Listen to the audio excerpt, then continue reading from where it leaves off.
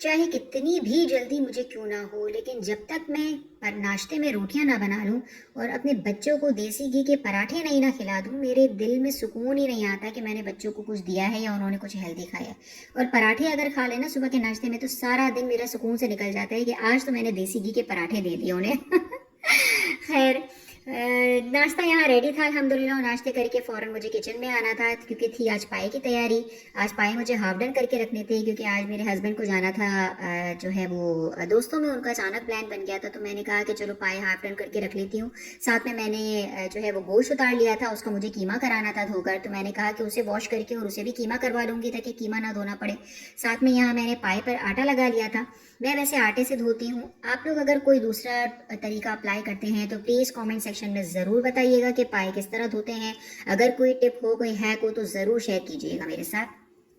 खैर, वहाँ यहाँ पाए यहाँ हमारे धुल अच्छे खासे जो है वो देर हो गया था, उनको देर हो गई थी उनको, तो फिर मैंने सारे पाए आटे से झाड़ कर निकाल लिए और मैंने आटा डिस्कार्ड करके उसको अच्छे से धो लिया। जितनी भी जल्दी क्यों ना कर लूँ मैं, और चाहे कितना भी मैनेज करके काम कर लूँ, लेकिन आखिर का जो आधा घंटा होता है ना, वो बहुत ज़्यादा टफ हो जाता है क्योंकि सिर्फ मुझे नहीं निकलना होता बल्कि मुझे अपने साथ अपने बच्चों को भी निकालना होता है। फिर उन्हें तैयार करना, फिर उन्हें राज़ी करना कि बेटा जल्दी करो, चलो जल्दी जल्दी रेडी हो जाओ, हमें मदरसे के लिए निकलना है। फिर उन छोटे बच्चों के एंड टाइम के टेंट्रम संभालना, ये बहुत टफ हो जाता है, लेकिन अल्हम्दुलिल्लाह अल्लाह पाक करा देते हैं।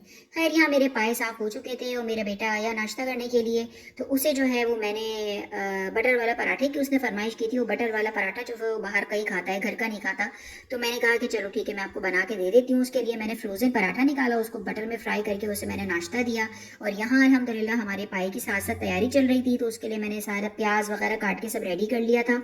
और कुकर में मुझे पाए चढ़ाने थे क्योंकि टाइम हमारे पास कम था, 2 बजे में हमें रेडी होना था क्योंकि फिर नमाज सलात गसल पानी करके बच्चों को भी साथ साथ लेकर चलना होता है। उन्हें भी सब, उनकी भी सब छोटे छोटे टेंट्रम्स, और आपको पता है छोटे बच्चों के लिए तो कितना मुश्किल होता है उनको एंड टाइम पर हैंडल करना। खैर, वो यहाँ पर जो है वो हमारी प्याज वगैरह सब रेडी हो चुकी थी। मैंने कुकर में प्याज, पाए डाल दिए, तेल भी डाल दिया शायद, अदरक लहसुन और तमाम गर्म मसाले डाल के, और मैंने कुकर में पाए को बंद किया 10 मिनट के लिए, और 10 मिनट के लिए चूल्हा खोल दिया। और जी हाँ, यहाँ पर मुझे 10 मिनट के बाद चूल्हा बंद करके और फ़ौरन सीधा मदरसे के लिए निकलना था, तो हमने जो है वो 10 मिनट के बाद चूल्हा बंद किया और हम निकल गए मदरसे के लिए। मिलते हैं शाम को बायोटिन पाउडर की रेसिपी के साथ।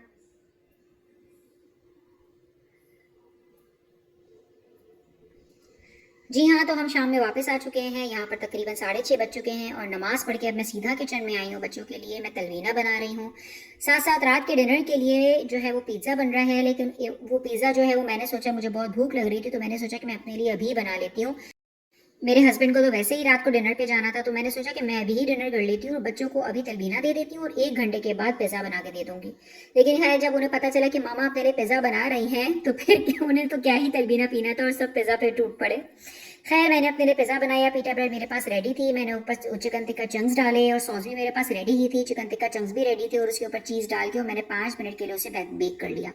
इस तरीके के पिज़्ज़ा हैक्स अगर आप लोग जो भी ट्राई करते हो तो प्लीज़ कमेंट में ज़रूर बताइएगा कि कौन कौन किस किस तरीके से अप्लाई करता है।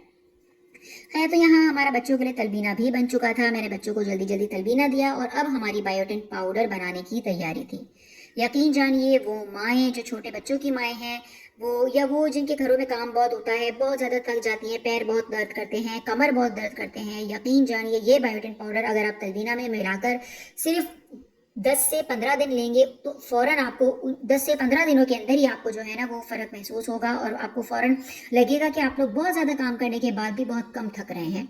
क्योंकि ये देसी चीज़ें हैं तो ये थोड़ा सा टाइम लेती हैं, 10-15 दिन के बाद अपना जो है वो असर दिखाती हैं, क्योंकि ज़ाहिर ये केमिकल नहीं है, दवाई नहीं है कि फ़ौरन से जो है वो आपको असर करे।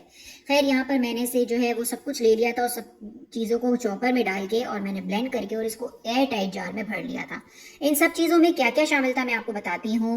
बादाम, पिस्ते, तिल, खोपरा, खसखस, चार मगज, कद्दू के बीज, फ्लैक्स सीड्स, चिया सीड्स, इन सब चीज़ों को मैंने मिक्सर में डाल के और ग्राइंड कर लिया था। और अब इसके अंदर मैं किशमिश मिलाऊंगी। किशमिश मैं सबसे आखिर में ऐड करती हूँ क्योंकि किशमिश को पीसा नहीं जाता। तो किशमिश जो है वो सारी उसकी छोटी छोटी जो डंडियाँ होती है वो सब मैं निकाल के ये आप देख सकते हैं मेरा किचन कितना मैसअप हो गया था जल्दी जल्दी काम करने के चक्कर में। लेकिन खैर चलें, ये सब तो होता ही रहता है। जल्दी जल्दी साथ साथ क्लीनिंग भी चल रही थी मेरी, और उस बायोटिन पाउडर के अंदर मैंने किशमिश भी जो है वो उसकी डंडियाँ निकाल के, उसकी सारी जो है वो स्टिक्स निकाल के बायोटिन पाउडर के अंदर ऐड कर दी थी। इस बायोटिन पाउडर को अच्छी तरीके से मैंने मिक्स किया और इसको एयर टाइट कंटेनर में डालकर इसको मैंने डीप फ्रीजर में रख दिया। इसका बड़ा जार मैंने भर के डीप फ्रीजर में रख दिया है, और 1 हफ्ते के लिए छोटे जार में भरकर मैं फ्रिज में रखूंगी। इसके लिए कि ये ज़्यादा दिन तक फ्रिज में नहीं रह सकता, क्योंकि ये सारी चीज़ें ना ये ऑयल छोड़ती है, ये सारी चीज़ों में से ऑयल निकलता है।